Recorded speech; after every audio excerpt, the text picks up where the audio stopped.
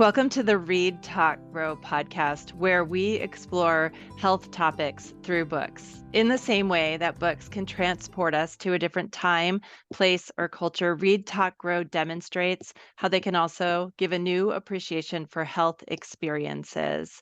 Books can provide understanding of health topics and provide a platform from which these health topics can be discussed. At Read, Talk, Grow, we use books to learn about health in the hopes that we can all lead happier, healthier lives.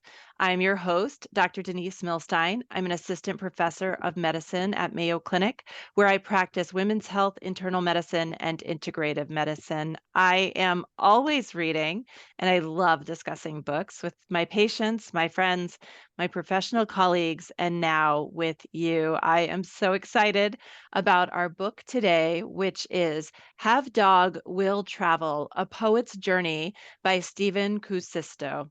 Our topic today is vision loss and assistance with guide dogs. Professor Stephen Kuusisto has been blind since birth. He's the author of Eavesdropping, a memoir of blindness and listening, and the acclaimed memoir, Planet of the Blind, a New York Times notable book of the year. Stephen has made numerous appearances on programs including the Oprah Winfrey Show, Dateline NBC, National Public Radio, and the BBC. His newest memoir is Have Dog Will Travel. He has spent much of his career working with guide dogs and also as a college professor. Stephen, welcome to the show. Thank you so much for having me. It's wonderful to be here. Dr. Brittni Scruggs is a board-certified adult and pediatric vitreoretinal surgeon and assistant professor of ophthalmology at Mayo Clinic in Rochester, Minnesota. Her clinical expertise includes retinal diseases. She is one of the principal investigators in the Mayo Retinal Regenerative Medicine Laboratory. She also studies the optimization of gene therapy and cell-based therapy in patients with retinal degeneration. She's a clinical educator. Brittni, welcome to the show. Thank you. Thanks for having me. Have Dog Will Travel is a poet's memoir about being an adult who had minimized and attempted to hide his visual impairment for decades. He's now exploring his ability to live independently by partnering with a guide dog. Stephen's memoir depicts his training to work with his first guide dog, Corky, as well as the myriad of emotions that follow when his world is cracked open and more accessible. Stephen, your writing is beautiful. Thank you for putting this book into the world. It's been about 30 years since you started working with Corky. Does it seem like it was yesterday? Yeah, it really does. Maybe that's the poetry part of it, right? The poetry always puts us in the present moment of wonder and astonishment. I think of this as a love poem to Corky and to all guide dogs and service animals everywhere. So I'm often in that moment of wonder. In the book, there's a moment where I decide to go to New York City after getting Corky, having been through the training, and they tell you at the guide dog school, don't go anywhere beyond your own backyard for about 3 months, just so you get used to working together in your own neighborhood and everything. And instead, I immediately went to New York City. I just couldn't wait, to have independence, to ride the subways, go to a Mets game, go to the jazz clubs, head out to Coney Island. I mean, I'd been waiting for this moment of security and independence, it seemed, all my life. Every day, I remember that moment of just complete liberation. And for our listeners who haven't read the book, you were not living in New York City or anything even closely resembling this. New York City is huge for anybody who doesn't live there, but it was a huge transition for you to be able to explore that. Brittni, tell us your reaction to the book, and also could you help our listeners understand what it's like to be a vitreoretinal surgeon? Yeah, thanks for the question. So I absolutely love the book. I actually teared up many times, including the very last page. It was heartfelt and just a wonderful reminder of things that we as ophthalmologists need to be talking about with our patients. And there was a moment in the book where it was very clear that many ophthalmologists, I think it was even said by you, Stephen, like, we take the keys and we say, I'm sorry, there's nothing we can do for you. And then Right. we send them home, right? To potentially build anxiety and depression, and they don't have hope in those instances. So as a vitreoretinal surgeon, I'm a surgeon, I'm a clinician, but first and foremost, I need to listen to my patients, and I need to give them options and hope. And this book is just such an amazing reminder.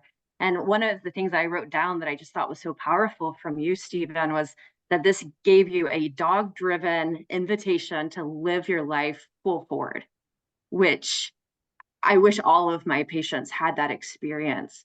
So that's the answer to how I like the book. I very much loved every page of it. As a vitreoretinal surgeon, my life is very full and rewarding. I see patients in clinic. I do surgeries in the operating room. I split my time 50% seeing children, 50% seeing adults. I take care of babies in the neonatal ICU, doing retinopathy of prematurity examinations and treatments, lasers, surgeries, and then, making sure that we are treating retinopathy early and potentially giving people vision for life. And then I have a dedicated clinic every week for inherited retinal diseases. And oftentimes those diseases are complex and progressive. Oftentimes people do lose most, if not all, of their vision. Yeah. And we're starting to get to a point where we can treat some of them. You mentioned I'm a gene therapy surgeon, so I do surgeries where we are starting to cure blindness, which is really amazing, but I don't always have the magic solution to cure. And so sometimes we have to be creative. We have to partner with occupational therapists and social workers and low vision specialists and the state services and Foundation for Fighting Blindness. And the list goes on and on and on.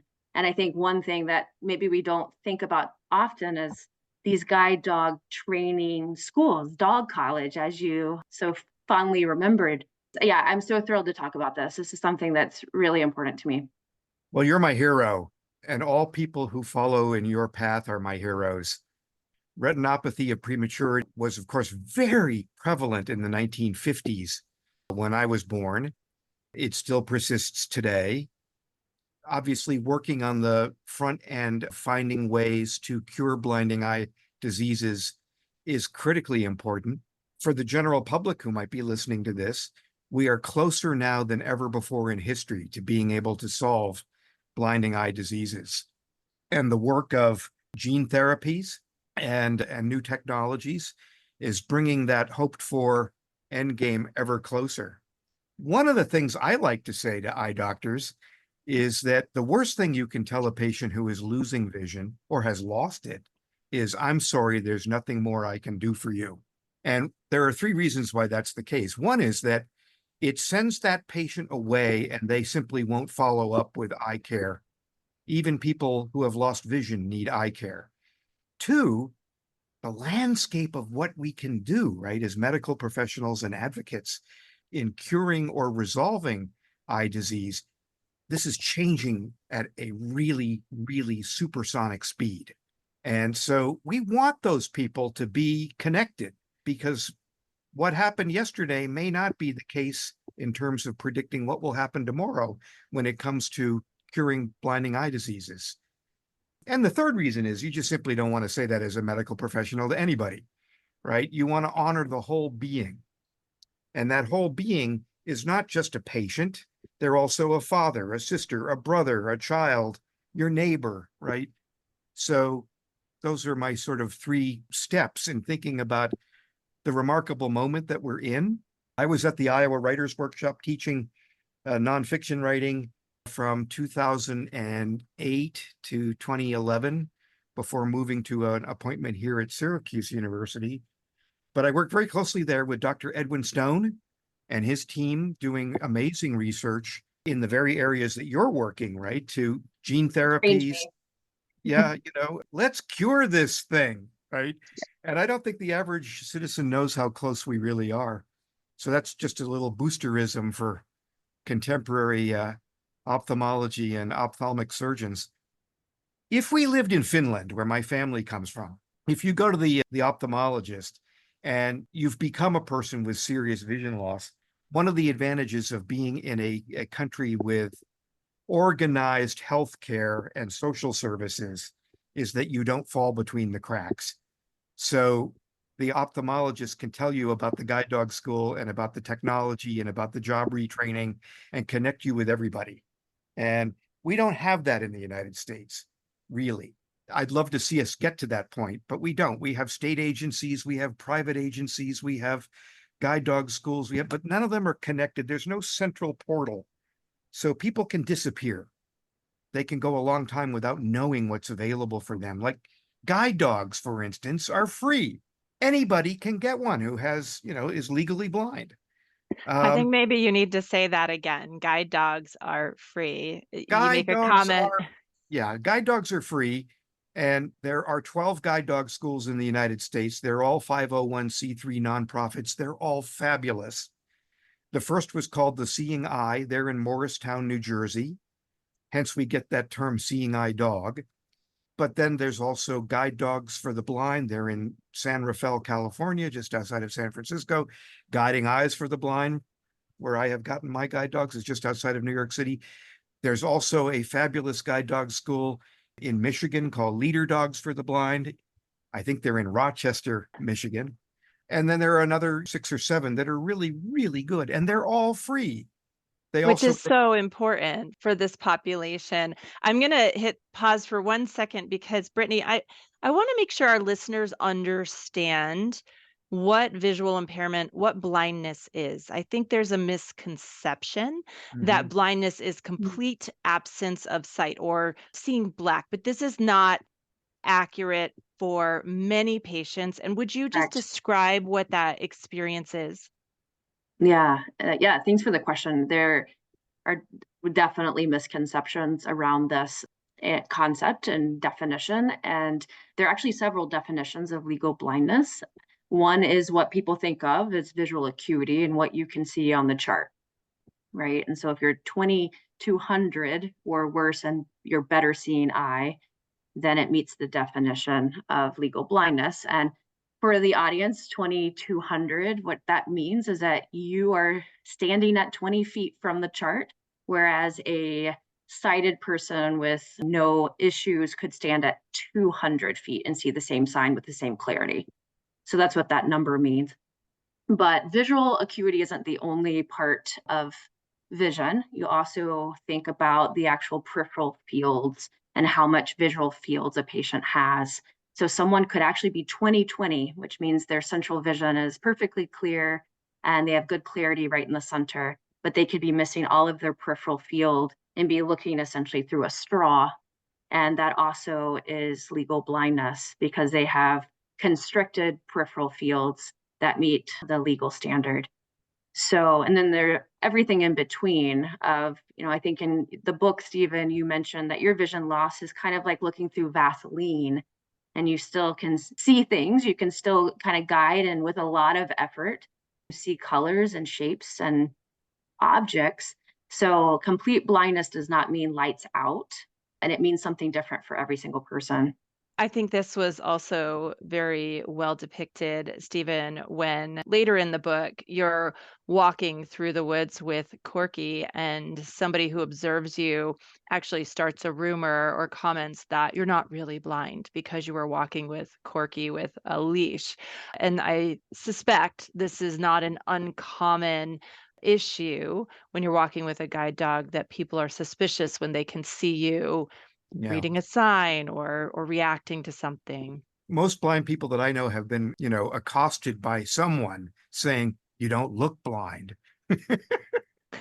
I think the cultural idea is that you're groping, you don't know how to find your way from one side of the room to the other, this kind of thing.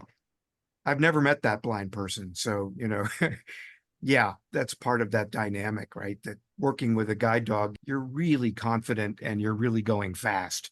Can you talk, Stephen, about your early life experience where you essentially were hiding your blindness, that you came up with a number of strategies, including only being in familiar places or taking risks like playing chicken with your life, Right. essentially, and why that felt necessary and how walking with the cane and then having a guide dog was so different because, like you said, now people see a visual cue that this person is visually impaired. Can you talk about how you changed in that way?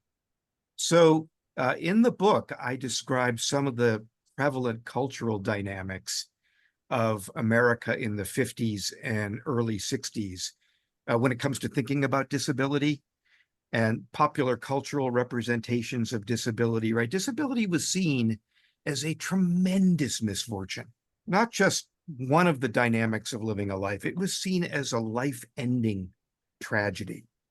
And I described, for instance, those film shorts from the 50s where Raymond Massey plays the sinister crippler who, gives polio to children in the playground. They used to show this at the movies, right? While people were still sitting and getting their seats. It takes a long time for that kind of stuff to go away in a culture. I don't know what the half-life is, but it's still prevalent, right? That disability is a terrible misfortune. My mother was a New England Yankee of a certain type, irreverent, tough-minded. Nobody's going to tell her what to do. These are virtues in some cases, but she also had that disability is a terrible misfortune sensibility. And so while my parents would acknowledge that I was legally blind, they didn't get me any help. The notion was that I would go ride a bike and I would do what other kids did, which I was adept at doing, but I didn't learn how to travel independently. I didn't learn how to ask for help. I didn't learn dignity. I didn't learn self-respect. Sometimes the stuff that really matters is on the inside, right? And I didn't get the social nutrition for the inside. I also describe in Have Dog Will Travel that I got caught up trying to help my mother, who was a severe alcoholic. And I spent an awful lot of time in my early adult years trying to fix her. That's a really, really common story in America. Millions of people know that story. And it wasn't until I really decided that it was time to focus on me. I went to Al-Anon. I realized I couldn't fix her, but I could try to fix me, right? I didn't know how to go places. I didn't know how to be independent. I was frightened of going places. I led a really small life. Well, I had enough of an education to know that's no way to live. And that's when I reached out to the guide dog school, which transformed everything. I mean, really. But yeah, it was the residue of the 50s. And remember, the ADA didn't happen until I was 30, 38, 30, I don't know, 35, so a lot of my life was lived before there were rights of any kind or acknowledgement that the disabled should be part of society, right? The ADA being the Americans with Disabilities Act, which Correct. many of our younger listeners might think has always been in place, but in fact, that is not the case. And Well, there's a lot of changes. I had a professor in graduate school in 1982 say that if I was blind, I couldn't be in his class. That's 8 years before the ADA, right? Wow. These things were prevalent, So disability is still complex. It's still something that you have to navigate with, but I think we're smarter, better, and more flexible, more nuanced, and more thoughtful as a culture than we were when I was a child.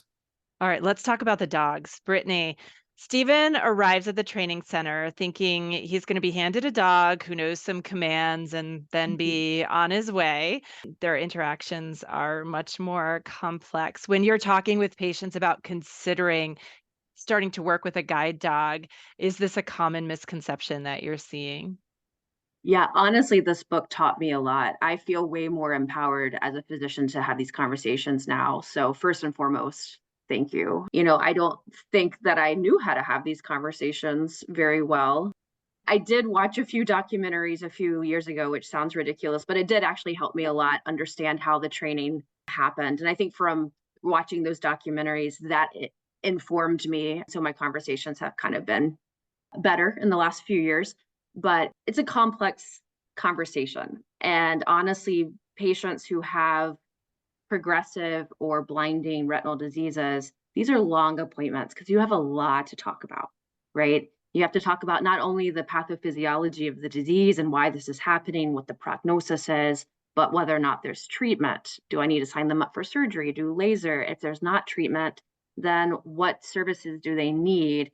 And then to talk about guide dog training and the complexities of that adds even more to the conversation. So honestly, a lot of my job is to prime them, give them the options, and then partner with people who can sit down and have these really long, meaningful conversations. And we have a low vision service at Mayo. We partner with a lot of people who can sit down, and this is complex. And it's not a, you can get a dog, here's the number. It's Right. we want you to feel like you are making an informed decision, because this is a life-changing event. And there's one way that you described your transition from living your life trying so hard to be fiercely independent, but not necessarily having the resource to do so safely.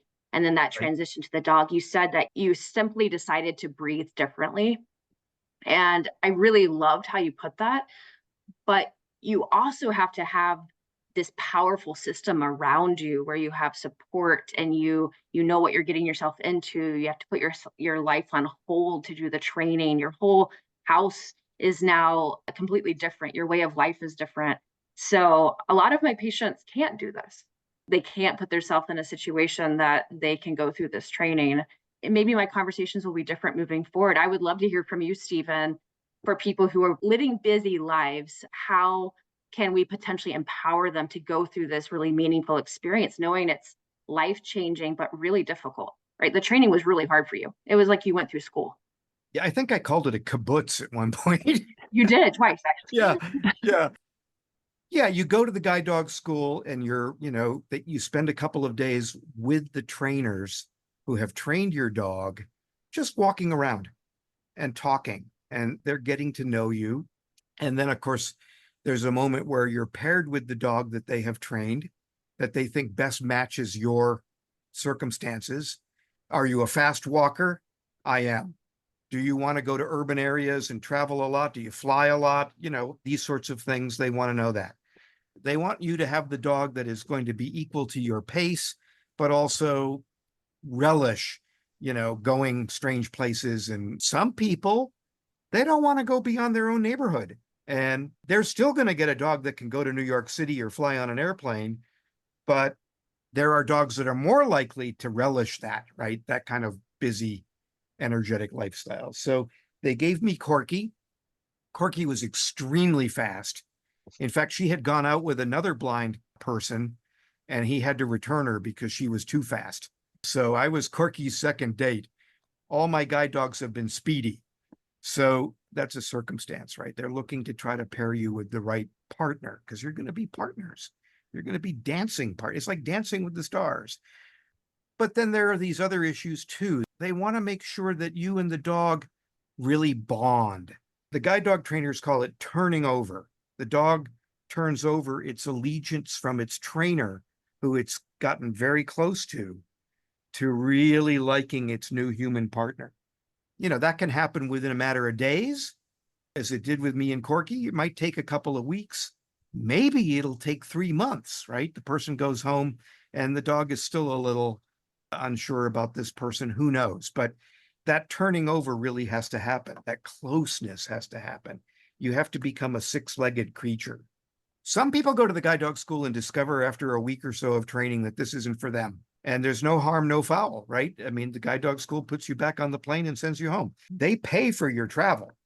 They pay for everything. So, you don't feel right. This isn't for you. You just, that's fine. The other thing is that they are really trying to make sure, because no two people who are blind in the same way, nor do they experience it the same way, right? So they have to know how to make sure that the training isn't routinized and standardized, but is basically built around the person's life. They want that dog to fit you like a glove, right? And that's really important. So everybody it's really important to hear, for patients to hear, right? Yeah. That this is kind of tailored to their life, and that if it doesn't work out, then they can try, and if it doesn't work out, it's okay. I think that's really important for people to hear. It's really, and if you get home and it doesn't work out for whatever reason, they'll just come and get the dog. There should be no reason to not give it a try. The other thing is that these are guide dogs. They are raised and trained in circumstances. They're good with other pets. They're good with children. They're good with distractions. One of the funniest things is to see guide dogs in training having to walk through a gauntlet of dropped pizza slices and ignore them, right? This is not your standard house pet. So they're really flexible and mission focused. They make great house pets when they're off duty, but they're also remarkably buoyant, confident. I think that's the thing that's most characteristic of guide dogs is their confidence level. They have to be supremely confident. There's a moment in training where they realize, wow, I'm the one responsible for deciding whether we cross the street or not. I mean, the human being makes the decision. Let's go. The dog double checks. In some I cases, want to emphasize that because that I think was surprising to me and surprising to you, Stephen, when you got there. The dog is not leading you. You right, are going where you intend to go. There's a great line in the book where one of the people says, you have to know how to set the compass. Otherwise, a guide dog is just a faster way to get lost. So correct, their role is to scan, to make sure you're safe, to throw on the brakes when something's happening, like a car is coming really right, fast or there's a gap in the sidewalk, something like this. And you do describe some very clear examples where you would have gone and Corky literally saves your right. life by not letting you step off. So sorry to interrupt you, but I just want to emphasize that that's a key point. You're going where you're going. You're the person in charge, but they're scanning for you, have that peripheral vision, have that incredible skill and training to know when something's not right. I was just going to ask a quick question, partly for the audience, partly for me. A lot of times in the book, you talked about the harness, like getting the harness on and making sure that you could do that. You could do that quickly, take it on, take it off. Is that really the moment that the dog goes on duty? Like when the Yes, harness is not on, it's a fun, loving experience, like it's a house dog. And then as soon as the exactly. harness goes on, it's a work dog. Yeah, it's a stunning transition. Harness on, the dog is at attention, ready to work. It'll ignore everybody else in the room. It's ready to go. Harness off, man, it's just, a regular German Shepherd or Labrador Retriever, Golden Retriever, ready for happy hijinks. It's just a complete transition. It's also the case that they call it intelligent disobedience. The dog is not going to do something that isn't, in fact, in its own interest. So if I'm standing on West 52nd Street in New York, and there is an enormous amount of traffic, and there are bicycle messengers. They are the new lethal thing, by the way, for pedestrians, is bicycle messengers who run red lights. They obey no known laws of, civilization, and they're often moving as fast as they possibly can. So my guide dog, Caitlin here, saved me from a bicycle messenger a few months ago. I'm in New York. We're walking down Fifth Avenue. We're crossing around 22nd Street, maybe. And I'm halfway across the street. I've got the light, and this bicycle messenger comes out of nowhere, and she yanks me backwards at very high speed. The harness has no slack in it. So when she moves, you move. And that bicycle messenger missed us just by inches. The dog has greater peripheral vision than we do because they're predators. They have the capacity to watch for movement. So was she saving me or was she saving herself? Right? Doesn't matter. It doesn't matter, right? It is true, though, that if I'm standing on the street corner and I say, let's go, because I think I've got the traffic flow, that dog is not going to go if she sees something that I have no clue about, right? And that can certainly happen, especially in New York City, where you get these wind canyons between skyscrapers, and that can function kind of like sound reduction headphones. There are places where you really don't hear the traffic. I can tell you a famous one. It's on Fifth Avenue at 8th Street. The wind blows from the Hudson River to the East River, and it just moves through there, and you really don't hear anything.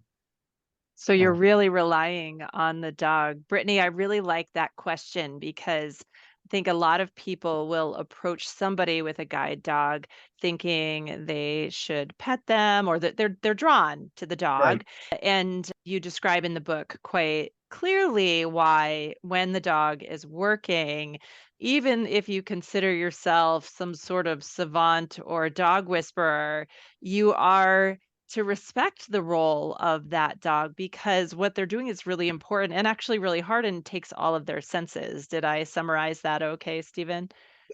I think you're perfect. Yeah, no, that's right. Sometimes people will walk up to me and say, "What's your dog's name?" And I say, "Elvis." You know, wow, that dog's really well trained. Yeah, I know. You know, yeah, no, Well, people don't understand. And I mean, I used to get really angry about that. I did, but as I grow older, I realize it's a deep human need to engage with animals. And you just gotta say, shh, the dog's working. And you don't have to have a 3 alarm fire in your head about it. Um, you know, Mostly the guide dog is going to ignore people anyway, right? It's working. It's just not going to pay attention to them. but it doesn't need that one more distractor. And you even use the term in the book that you're a type of celebrity when That's you're right. out with your guide dog. I wonder if that's still the case in 2024, though in 1994, I can imagine that was absolutely the case. Many people might have never seen a guide dog, but I think still y- It's still the people. case. I went to a Mets game last week in New York. Mets versus the Red Sox, big crowd, a lot of fun. But man, I mean, every seventh person I met, wanted to talk about the dog and wanted to know about it. And a state cop bought me a Coke. It's still the case. The guide dog is a remarkable thing. You guys work at Mayo. Maybe you have better data than I do, but there aren't that many blind people. I mean, it's a low incidence disability compared to, spinal cord injury or other disabilities. I mean, consequently, the guide dog occupies a space in the public's imagination, but you don't really meet that many of guide dog teams. They're kind of unique, right? I would love to see more of my patients have guide dogs. So I am curious when talking about this and patients are potentially considering going this route, what could they do to be prepared logistically? What's the age cutoff for getting a dog? Can you kind of go through like just how you would prepare someone to go through this experience? There is no age limit. If you're mobile and you're still moving around the world, 85, 90, nope, there's no age limit. There is a younger age limit. I think it used to be you had to be 18 to get a guide dog. I think they will now train a guide dog for someone still in high school, but there's a maturity level that they really want to make sure is there, right? So that because you have to look after the dog. And that's routinized, right? The dog is on a schedule. 7 a.m. breakfast, take the dog out, make sure it's got water during the day, take it, you have to take it out several times a day. It gets dinner at 4, everything is structured. And you got to be able to do that. Your mom isn't going to do that for you, right? So if you're not a mature enough high school kid, you're not going to be ready to take on the responsibility of one of these dogs. Well, I say the guide dog is free. The 2 years of breeding, raising, training, flying the client in, lifetime veterinary care follow-up, all of that stuff, that's easily $50,000 worth of investment per dog. They absorb all of it, but they don't want to give you a dog if you're not ready to handle it. They also do home visits so that when you apply for a guide dog, they're going to come see you wherever you live. All 50 states, many foreign countries, they do come see you at home. The reason for this is that you do not want to give one of these priceless dogs to somebody who is not capable of looking after it, right? So it's like an adoption in that sense. They're going to make sure that the dog will be safe and well cared for. Yeah, And and you know like what you else? said before, They'll a take good the dog, match. they'll take the dog back if they discover that they've given the dog to an abusive home. But I think what you're saying in summary is that there probably are more people who would be eligible for dogs, for guide dogs, than are aware of it, I perhaps. think And that and I think that's right. Like I said, there are 12 guide dog schools in the US. At any given moment, I think there are probably about 12,000 active guide dog teams working in the US. These guide dog schools could easily support 8 times that number, right? I mean, people just don't know about it. I spent some time trying to figure that out. I worked at Guiding Eyes for the Blind for 4 or 5 years, and because we're not Finland or Sweden, right? There is no easy way to contact people who have lost their vision. There are multiple agencies and organizations, and they're not really connected. And it's a bit of a can of spaghetti getting the word out. Well, thankfully for your book and for this podcast, hopefully we've done our part to get the word out even more so. I think that Dr. Scruggs and myself are really amazed at how life-opening this experience is, and we just want to thank you for putting this into the world in such an authentic way, such an honest way. I really encourage listeners who are interested in the topic or have never paused to think about the topic to read Have Dog Will Travel. It's really a remarkable read. And I want to thank you both for being on the show. I'm delighted to be here, and thank you all for the good work that you do. And here's to the dogs. To the dogs. Thank you both. Yeah, thanks for empowering me. Read Talk Grow is a product of the Women's Health Center at Mayo Clinic. This episode was made possible by the generous support of Ken Stevens. Our producer is Lisa Speckhard-Pask, and our recording engineer is Rick Andreessen. Visit our show notes to see the books discussed today and for links to other health education materials. Follow us on social media like Instagram and Facebook, or reach out directly to our email, readtalkgrow@mayo.edu, with suggestions for books or topic ideas. We'd love to hear from you. This podcast is for informational purposes only and is not designed to replace a physician's medical assessment and judgment.